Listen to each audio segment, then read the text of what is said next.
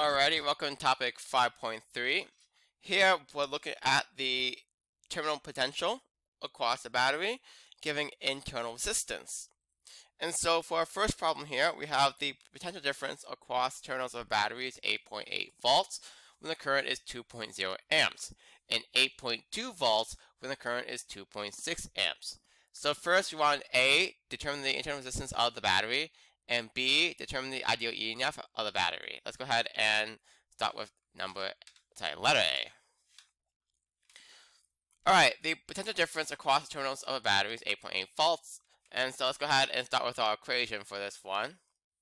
Recall from your data booklet, you have this fun equation that states that V equals epsilon minus I times R. The terminal voltage equals the ideal voltage minus the current times the resistance. Let's go ahead and start with our first equation. We have 8.8 equals epsilon minus 2.0 R. And then we have 8.2.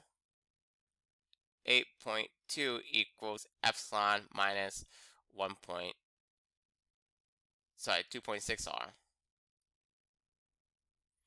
So then I have a system of equations here, which is great because I have two unknowns. My two unknowns are epsilon and the internal resistance R. So in mathematics, we know that there's a rule that says if I have two unknowns, I need at least two equations to solve this. So this is a simple system of linear equations, so I'm simply going to subtract them.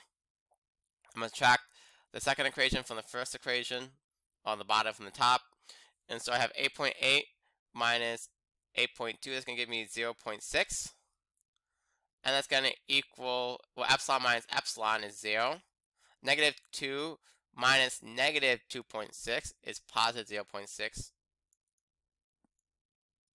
R. And so then I get 0.6 equals 0.6 R, such that I get R equals 1. Okay, not bad, not bad. That's a nice even value here. So we found our internal resistance, which is R equals 1. But how do we find the ideal EMF, or epsilon?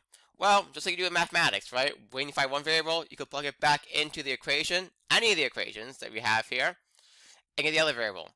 So let's go ahead and do that very quick. So here, ideal EMF of the battery, once again, we'll use our equation.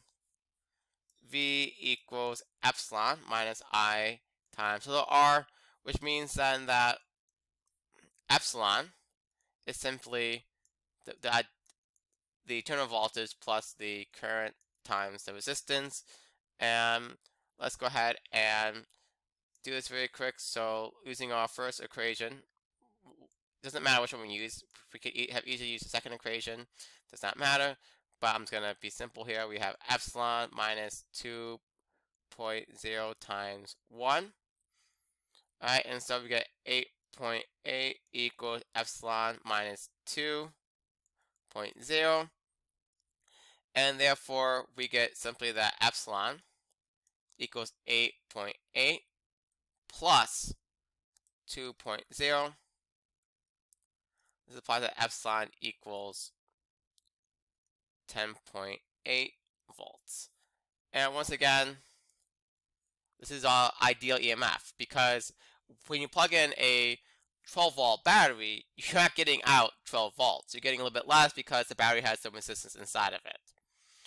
Alrighty, so that is how to solve this kind of problem in topic 5.3.